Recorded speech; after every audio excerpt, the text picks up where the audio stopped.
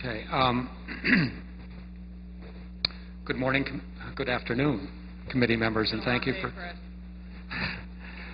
for hearing my comments on the topic of expanded gambling in Massachusetts. My name is Edward Harrison. I'm a selectman for the town of Monson and chairman of the Western Mass Casino Task Force. Our group was formed in August of 2007 and represents 14 towns in the vicinity of Palmer and Warren, 2 sites being considered as possible locations for casino development. Our mission is to assure that the economic, social, and quality of life interests of communities within the Western Massachusetts region are protected and all impacts resulting from the development of expanded gambling and gaming within the region are recognized. At this time, the task force is neither pro-casino nor anti-casino.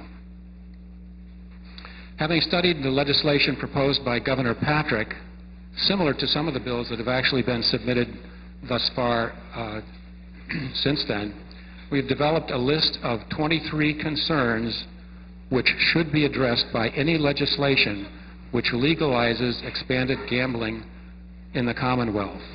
And the details I have included in a handout in a brown manila envelope to each of the members of the Joint Committee. With only 3 minutes to testify, I have 3 key points. First of all, we should conduct a comprehensive cost-benefit analysis by region. We should establish regional mitigation trust funds to compensate affected communities and enable local representations on any gambling oversight committees. A laundry list of other concerns I won't go into because I've been informed I only have 1 minute left. Addressing these concerns are likely to be a lot more expensive than initially planned for. And one thing I'd like to just discuss or just to mention is that a year and a half ago at Quinnipiac University, an informal forum on casino gambling and the social problems and impacts that are often ignored in the debates about them took place. The most important takeaway, bar none, was the response that Connecticut Attorney General Blumenthal gave in response to the question put to him, which was essentially, what is the biggest mistake that Connecticut made when it legalized casinos more than a decade ago that Massachusetts should learn from and strive hard not to repeat? The Attorney General, without hesitation, said that Connecticut had completely failed to properly account for and proactively address the physical and social impacts that would fall to the communities surrounding the host community, and this was and continues to be a serious omission with lots of adverse consequences that are regrettable. Half a page. He urged our Commonwealth Secretary of Housing and Economic Development, Daniel O'Connell, who was a speaker at the same informational forum, that the governor and our state legislature take steps to be sure that these issues fall to the abutting communities surrounding any casino get addressed in the legislation and likewise in its implementation, assuming the legislation actually passes.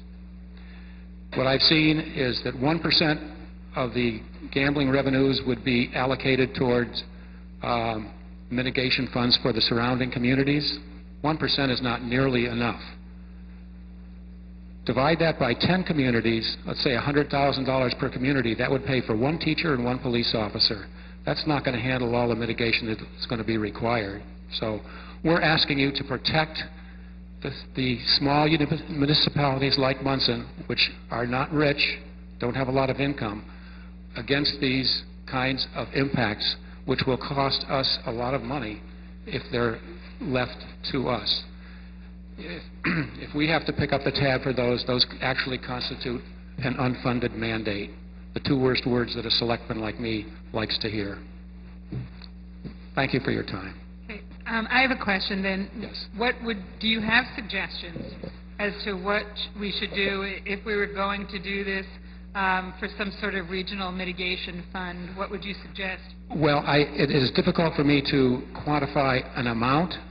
I think that would result from a cost-benefit analysis. The 23 items that we have outlined in the document that I provided you, not all of them require cost implications, but many of them do. And if you look at those and study those seriously, you ought to be able to come up with some sort of a figure for each of those categories and find out whether 1% is enough. I think 1% was just a pretty arbitrary figure. It was kind of disturbing to me when I read one of the recent submissions is that 1% is being proposed for thoroughbred horse racing. And to think that our communities are worth about the same amount of money as thoroughbred horse racing is somewhat disconcerting. Any questions? Representative Seibert? I just want to follow up on that. It's interesting because the host community certainly derives all the tax benefits. The property taxes in terms of the facility. Correct. The adjacent communities, the contiguous communities, don't reap those benefits. And I keep hearing mitigation, and I'm wondering if I look at other areas where we provide TIFs. So there's tax incremental financing. There are tax breaks that are given. I mean, all I'm hearing now is mitigation, and I can understand why certain communities are asking for this because they're looking at this as a pot of gold. That potentially, yes, there will be additional costs for police and public safety and a few other issues, but feeling that's going to be offset by the tax revenue and everything that they're getting. That may be true for the host community, but not the abutting community. That's right, and that's I think there's got to be a distinction made between the host community and the contiguous community. And in the spirit of full disclosure, I was a selectman in South Hadley when Holyoke was looking at this, and was very concerned that they were going to reap all the benefits and we were going to reap the costs. And so I think there's got to be a distinction between the host community and those contiguous communities, and I'm wondering whether there's too much attention being made toward mitigation to a host community if they're already going to be receiving the tax benefits. I think the legislation called for something like 2.5% for the host community. Is that correct? For some of the legislation. Depends on which bill you're looking at. We've got a dozen and a half of them in front of us. So. Well, like I say, whatever money is allocated for mitigation, when you divide it by 14 communities or a large number of abutting communities, we get very little out of it.